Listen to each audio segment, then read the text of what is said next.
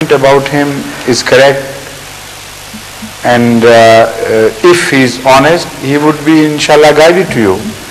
If he is a fool, well, Allah can turn the fools into wise people as well. But there is another possibility, and that is our dishonesty. A person can be hypocrite.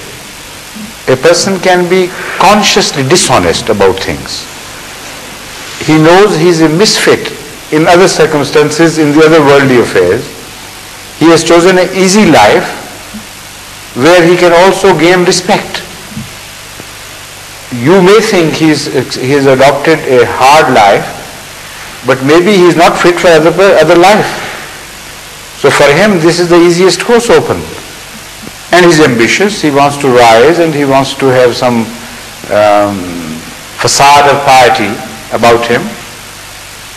So if he is such a dishonest person, then you can do nothing about him.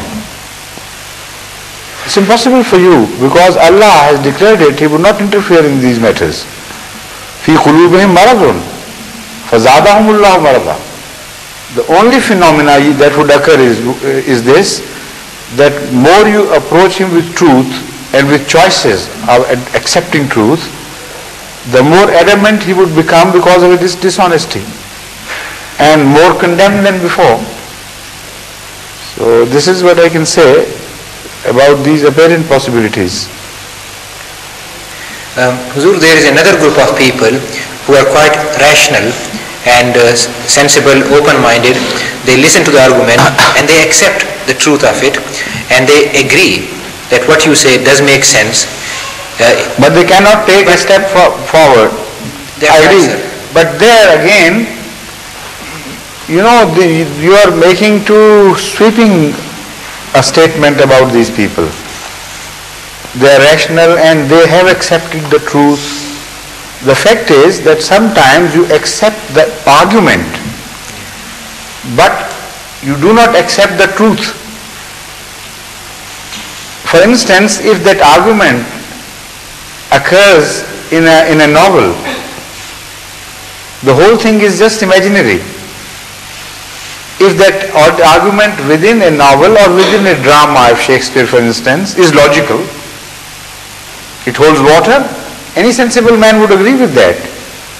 But at the same time, we will not begin to agree with the imaginary things as realities.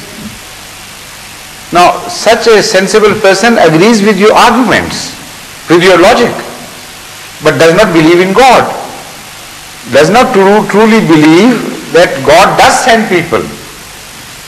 So why should he start believing? So such a person who is logical, who agrees with your logic, such a person should be approached, if he does not take a step further and accept Ahmadiyyat in this light.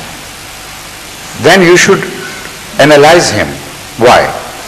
And when you begin to analyze, then more than one possibility would arise again. Such a person could be a cowardly person, a person who is enslaved by his society, by his habits, by the people around him. They place too much importance to what they say of him. So such a person will dilly-dally as long as his belief in God has not tipped the scale off in favor of belief. If it's not weighty enough, he will go on, like a seesaw, waiting for his turn to come down, but he will never come down. So then begin to add more weight and more weight and more weight on that hard side of the scale, where his belief lies. And if you are capable of supplying him of enough evidence, and a convincing evidence where he cannot wriggle out of that, then ultimately he would believe. But if you are not capable of supplying him with some additional pieces of evidence, then he will always be hovering around, but just will not enter. Because on the other side the pulls are very strong. The social pulls, the pulls of the sin. the pulls of freedom, liberty, the pull of a way of life to which he has been accustomed to right from his childhood. How can you expect such a person to immediately wean away from all these things and accept a new truth which is so demanding, which wants him to change entirely, to go through a revolution? So for that there must be very strong reason. And when you think that you are convinced, it's only what you think. That strength is not there, that is lacking. That strength of belief, which can be, as I have already said, we provide it to him through additional proofs, continuous addition to whatever he has already obtained from you, and much more so through the agency of prayers. You pray and then inshallah things will begin to move in the right direction if he's an honest person.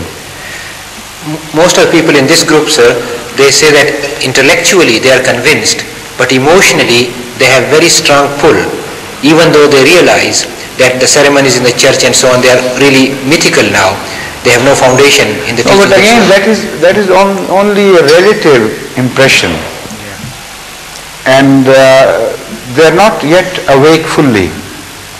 Sometimes you wake up in dreams and you are still in dreams. Now they are traveling to truth in exactly the same fashion. They think they had woken up, but they are still in dream. If they truly believe in God as a reality, as their creator, to which they are going to return, to whom they are responsible, they are answerable, this will not be their attitude at all. Their attitude will be very different. And I have seen people in the West exactly change like this when they were really honest and when they really got convinced ultimately. They completely changed their way of life and did not care a hoot for whatever people may say about them. So these people are bordering on truth, but they have not yet reached the truth. They are hovering around the borders.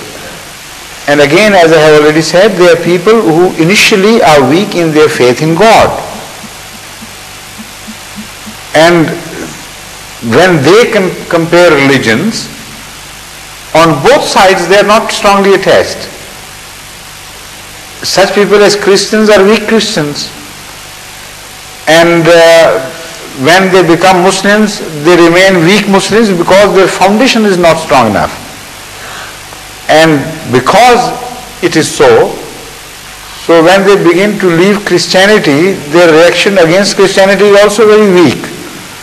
Because fundamentally they do not have that convincing faith in God. So the attraction on the other side would also become weak correspondingly. To the same effect, it would not be a strong pull, because the pull is given strength by the existence of God. Of course God exists, but that I mean to say is by the existence of God according to your imagination. If you have a strong faith in a reality, then of course it's not your choice, you will have to accept that. One of the common excuses, sir, they offer at this stage is that, well, we accept the truth in the various basic teachings of Islam and Ahmadiyyat, but we don't care for labels. We believe as you do, but we do not care for what? Labels. Labels? Labels. Yes. In other words, what they say that intellectually we would accept. No, that means they are getting rid of you, that's all. If you say, all right, call yourself a donkey. You don't care for a label. Call yourself a swine. Why not? You are a man, all right. Everybody knows. So what is in labels? Attach a label of filth on your house and call your food done. Are you ready to do that? Because you are serious about these things, you are not ready. That shows lack of seriousness. Truth is truth. And if you are not capable of declaring a truth, then